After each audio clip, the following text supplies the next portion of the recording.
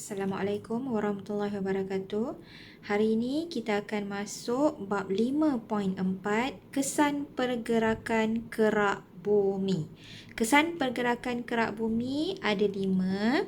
Kita akan belajar tentang hanyutan benua, gunung lipat, gunung bongkah, gempa bumi dan juga gunung berapi. Pengenalan bagi kesan pergerakan kerak bumi. Permukaan bumi ni terdiri daripada lapisan kerak bumi yang dikenali sebagai plat.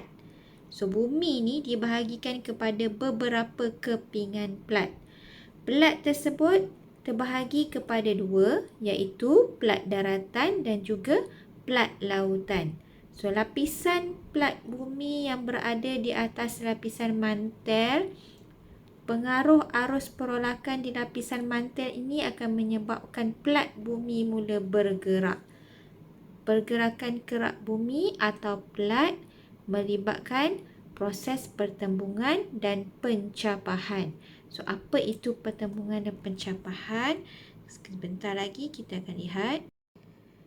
Inilah dia contoh kepingan-kepingan plat. Kalau awak lihat, nampak ni? Yang ni nampak macam negara-negara kan? Ni sebenarnya adalah kepingan-kepingan plat ni. Ni semua adalah kepingan plat yang dicantumkan. Okey, nampak? Kepingan plat ni nampak macam permainan jigsaw puzzle. Okey. Yang sebelah kanan ni adalah yang sebenar. Yang sebelah kiri ni umpama macam kita didihkan air. Okey, dekat atas didihan air ni ada kepingan kayu. Kepingan kayu ni kita anggap dia sebagai plat. Okey, bila berlakunya arus perolakan, maka akan berlakunya pergerakan plat. Pergerakan plat ni adalah kepingan-kepingan kayu ni. Okey, inilah dia kepingan-kepingan plat. Inilah dia proses pertembungan dan juga pencapahan. Kita lihat proses yang pertama. Hanyutan benua. Okey, untuk hanyutan benua, pencapahan ataupun pemisahan plat menyebabkan berlakunya perubahan kedudukan benua. Apa itu pencapahan? Perpisahan dan pergerakan plat-plat di kerak bumi. Itu maksud pencapahan. Walaupun proses pemisahan plat terjadi dengan sangat perlahan, ahli sains membuktikan kemungkinan kedudukan benua pada masa sekarang adalah kesan daripada hanyutan benua. Kalau awak tengok 200 juta tahun yang lalu, benua-benua ni berada rapat-rapat saja. Kemudian 135 juta tahun yang lalu, Pangia telah berpecah dan membentuk 2 kepingan, iaitu Laurasia dan juga Gondwana. 35 juta tahun yang lalu, Laurasia membentuk benua Asia, Eropah dan Amerika Utara, manakala Gondwana membentuk benua Afrika, Amerika Selatan, Australia dan juga Antartika. Waktu inilah terjadinya benua-benua ini. So, hari ini gambar bahagian bawah sekali itu adalah gambar benua-benua pada hari ini. Mari kita lihat bagaimana terjadinya gunung lipat disebabkan oleh kesan pergerakan kerak bumi. Ini adalah contoh gambar sebenar gunung lipat. Okey, untuk gunung lipat terjadi akibat daripada proses pertembungan plat. Apa itu pertembungan? Pertembungan ialah pelanggaran antara plat-plat di kerak bumi secara serentak. Bila pertembungan berlaku, kerak bumi akan mengalami mampatan.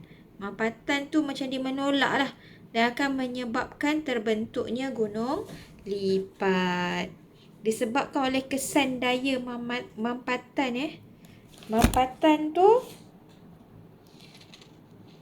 ni, bila dia mampat, terbentuklah gunung-gunung ini. Ini di bawah ni adalah contoh gunung lipat di negara Nepal. Sekarang kita tengok bagaimana gunung bongkah pula terjadi. Gunung bongkah terbentuk kerana pergerakan bumi akibat daripada proses gelinciran ataupun sesaran. Apa itu sesaran? Pergerakan plat-plat bumi secara berselisih di sepanjang garis gelinciran. So, proses gelinciran ni terjadi bila plat bumi meregang ataupun dimampatkan oleh plat bumi yang lain. Ini adalah contoh bagaimana gunung bongkah terjadi. Ada lurah gelinciran dan sempadan gelinciran menyebabkan gunung bongkah terbentuk. Sekarang kita lihat bagaimana gunung berapi pula terbentuk. Gunung berapi terbentuk bila berlakunya pertembungan dua plat yang mewujudkan zon benam. Okey. Plat yang menjunam masuk ke mantel akan mengakibatkan pengumpulan gas dan batuan yang panas. So, bila tekanan tinggi, suhu tinggi terjadi, gas dan cecair magma akan mula keluar di permukaan bumi dan menyebabkan gunung berapi terbentuk. So, proses ini biasanya terjadi di jalur plat yang bertembung, contohnya di lingkaran api. So, inilah dia yang akan terjadi, bagaimana pembentukan gunung berapi terjadi bila salah satu plat, nampak ni, menjunam. Terjunam ke bawah, seterusnya bertemu dengan lapisan mantel kat bawah ni. Proses tersebut akan membentuk magma. Okey, ni magma, so dia akan membentuk gunung, so lava akan turun. Okey. Plat yang terangkat ni tadi akan membentuk gunung dan juga rekahan. Ini adalah taburan gunung berapi yang awak lihat. Ring of fire ni maksudnya lingkaran api. Okey, ni dia lingkaran api. Kalau awak tengok dekat lingkaran api ni penuh dengan gunung berapi. Gempa bumi.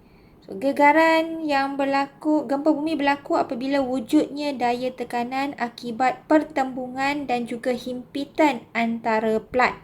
Proses tersebut akan menghasilkan gegaran di kawasan sempadan plat. So, bila berlakunya kejadian gempa bumi di dasar laut, boleh berpotensi mengakibatkan tsunami. Inilah antara kesan-kesan apabila berlakunya gempa bumi. Rumah runtuh, bangunan-bangunan runtuh.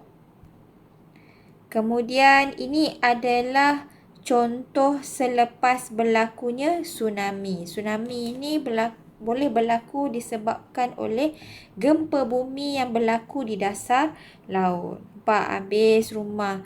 Contohnya tsunami pernah melanda di negara Aceh, di daerah Aceh, di Indonesia, dan kita di Malaysia pun ada juga. Tak silap cikgu di bahagian utara, di Kedah sana. Okey, sampai di sini sahaja untuk topik kesan pergerakan kerak bumi. Assalamualaikum warahmatullahi wabarakatuh.